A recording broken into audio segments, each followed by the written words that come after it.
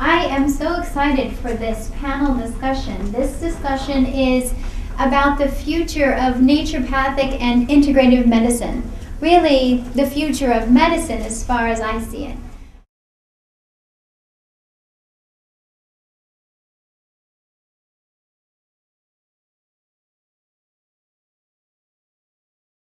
My goal, my hope is that we continue to build teams of practitioners who practice holistic medicine. My concern from a more political, integrative perspective is that every field of medicine other than Western medicine, every field of healthcare other than Western medicine has as its core principles the understanding that the individual has the innate intelligence to heal, except for Western medicine. And what's missing in Western medicine is the ability to join in part of the team to work from the perspective that the patient has the innate capacity to heal. I mean, this is not new, but Western medicine is somehow finding a way to make it theirs. And that's a huge concern of mine. And anything that I can do with families, with other practitioners, to create that teamwork, that collaboration, that brings the medical piece, which is still a needed piece, but not from a hierarchical perspective, but from an integrative teamwork perspective. And more often than not, I find that it's the personality of the practitioner that helps the family, not the technique that the family is given. I agree with you. I think that the future of naturopathic medicine is about collaboration and consumers. What we do is we relieve some of the cell burdens off of holistic practitioners. Right now, you have to make 3 cells. First, you have to sell to the consumer the idea of going holistic in the first place. Then you have to sell the idea that they should, out of all the different holistic modalities out there, they should take a look at naturopathy. And then third, if they're going to look at naturopathy, you want them to look at you, the specific practitioner.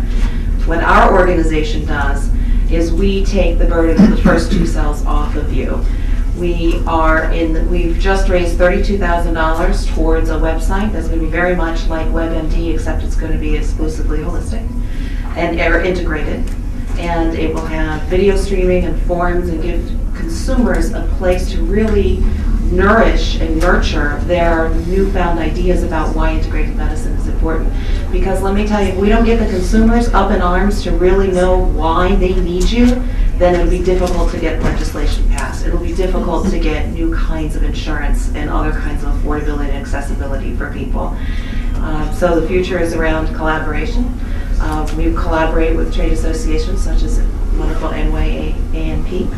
And again, about marketing to the consumer. So anything that we can do to get the word out about why naturopathy is important, that's our goal.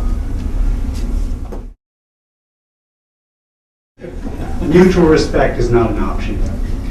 Mutual collaboration is not an option. It is about the patient. It is about caring for the patient. Empowering is really what does work. And I'm here, like everyone else that's here, to know that actually the future of medicine is this concept. 2 things happened to me today I'd just like to tell you. One, I was driving to the conference with my friend and colleague, mentor, Dr. Dan Kenny. And I was stressing about the conference, saying, oh, I hope this goes good, hope this goes good, how's this going to work out? And he looked at me and he said, Stevie, it's just about getting people better. So I think the future for us as naturopathic doctors who I'm talking to is to let go of the boundaries. And personally, the future for me is letting go of the boundaries and letting everything come in, because there's more than enough abundance for everybody. Abundance of sick people and abundance of people to get better. This was not something that was on my radar screen until my mother, about 15 years ago, had a stroke, and she survived but had paralysis on the left side of her body. And she went through grueling traditional therapy and made very little progress. And she was in Buffalo and decided suddenly to move to Seattle, the hotbed of everything progressive. and while there was referred to an acupuncturist. And after dealing with literally months and months and months of difficult traditional therapy, saw an acupuncturist, and acupuncturist was trained in China, I believe, and was jamming needles in various places. And one of the symptoms of my mother's paralysis was that her fist was always clenched. And jammed the needle in it, her fist opened up like that. And it was remarkable. And with that, and having heard that story, my mind opened about the importance of educating and exposing people to opportunities beyond the traditional Western medicine. Then, serving in the legislature now for about 15 years, I believe Donnie and Joanne, who, by the way, you ought to know are probably two of the most effective lobbyists in the state of New York. And I mean that. Their work is really remarkable. They have gotten to know, I would say, virtually all of the members of the New York State Legislature. There's 212 of us, and I think they know more of them than I do. And they have succeeded in convincing over 40 Democrats in the state assembly, 40, which is a huge number of the 150, to sponsor the bill. And so, you know, I go back to what Nareda said, the sell factor. While she talked about the sell factor with consumers, I would apply that to politicians, to elected officials. They need to be convinced, and they need to be persuaded, and we're making enormous progress. I'll get into a little bit later as to why we haven't succeeded yet, but there is no important legislation, virtually no important legislation, that is introduced and in one session and passed in the same session. So these two women, I would characterize them as having great perseverance and having great patience, and hopefully next year we'll be celebrating a great victory by having licensure in New York State.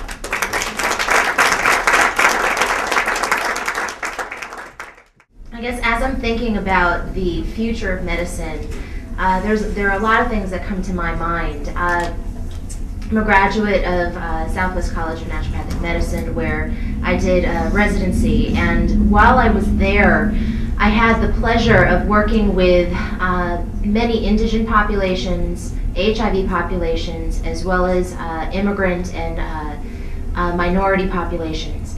And one thing that always struck me was that if it wasn't for the fact that these naturopathic students were providing free care to these populations, they would have not had access to us.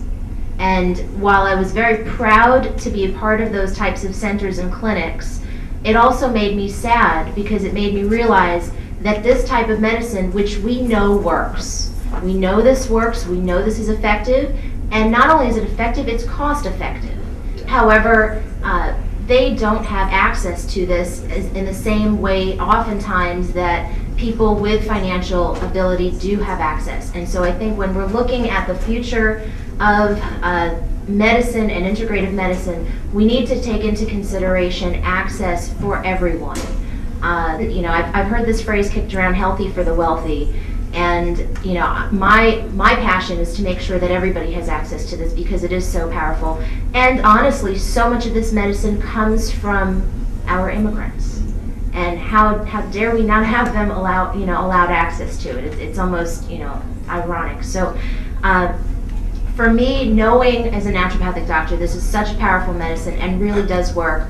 However, the burden of proof is still on us, and I think that sell factor, you know, part of what you both have talked about, a lot of the burden of proof is on us, not only to legislators, but to insurance companies, to medical doctors and professionals that oppose our licensure. You know, the burden of proof still falls on us to show that our medicine works, to have the science and evidence research studies to back up what we do. You know, as far as where healthcare should be, in my mind, is, and I heard this also mirrored, we need to be wellness-based. And until we're wellness-based, and as long as we're focusing on symptoms, we're patching up the boo-boos. And, you know, we all know that treating cause works. You know, if you unplug the oil light in your car, well, sure, the oil light goes off, but Do you still need to change your oil? You betcha. And so really a lot of what we're doing in, in the conventional model is unplugging that oil light and waiting for the engine to blow up.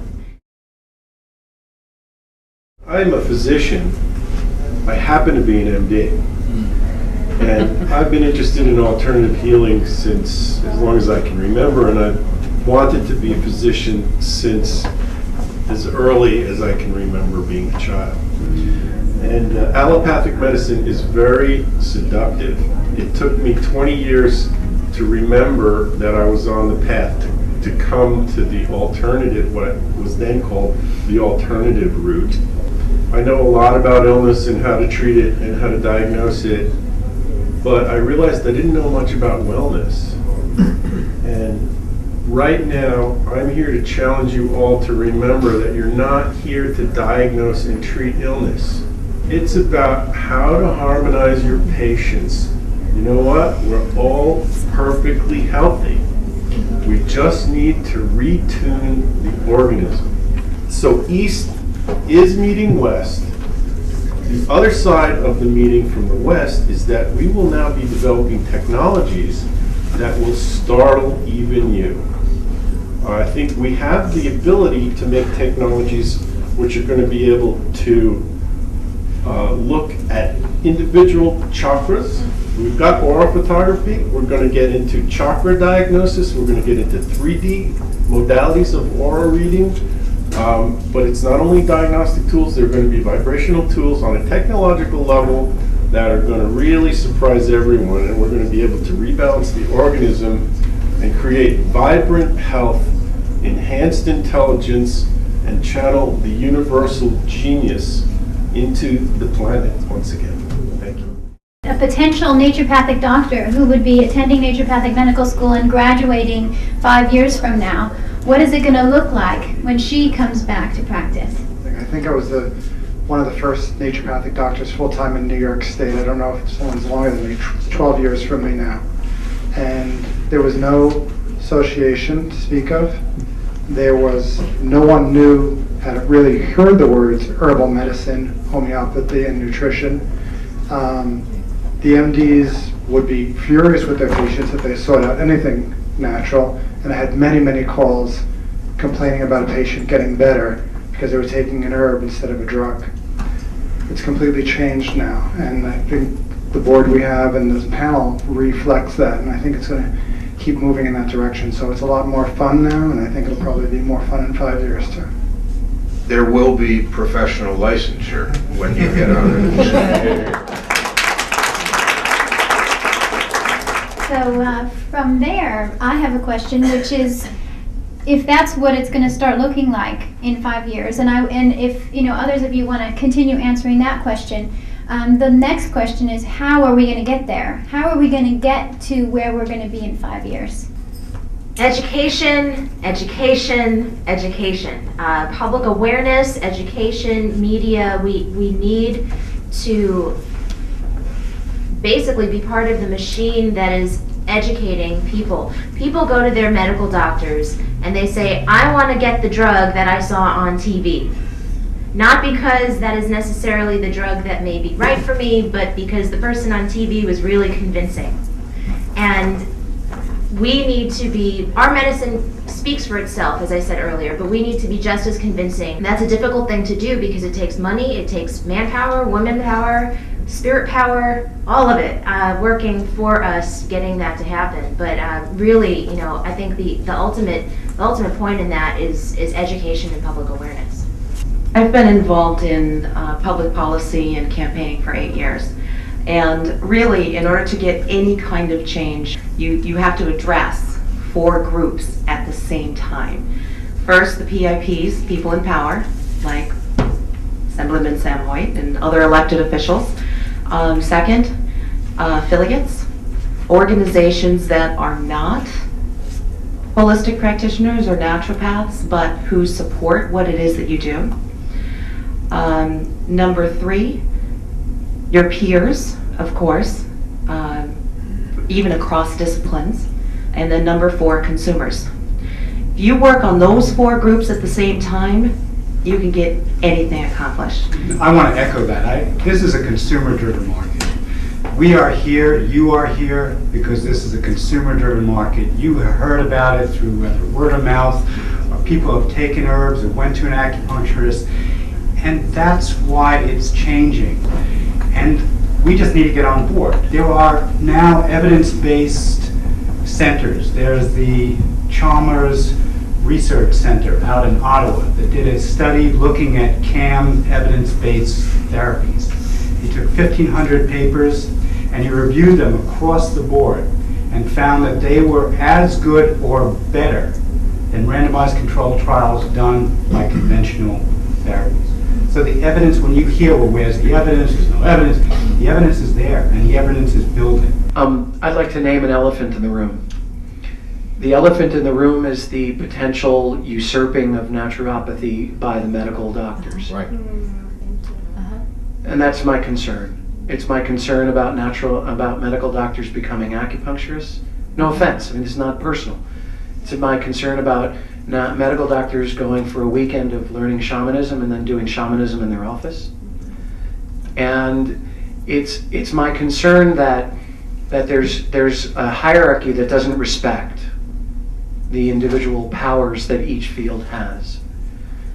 And so the education has to not only be in the quality of what naturopaths or any other fields do, but in the education of humility and ability to work in collaboration. The biggest problem with that is the money and the power that drives the industry of pharmaceuticals, of insurance, of vaccines, of stealing care, of the health care that we think of as health care. And so I'm an idealist, and I'd love to see the teamwork, but I also know that there's that elephant in the room. That even though the evidence is there, it doesn't matter. Because there's a lot of evidence in Western medicine that proves that how Western medicine is practiced is ineffective, and it doesn't stop Western medicine from being practiced that way. So it doesn't matter. It's preferential, it's hierarchic, and those are the levels at which I'd like to see the consumer driving happen. It's the naturopath, the medical doctor, the chiropractor, the acupuncturist who are getting to know each other, sitting down and building from below and rising up. Because I think you need to have it from the institutional perspective, but I think the education is got a big mountain in front of it because of the power that's there.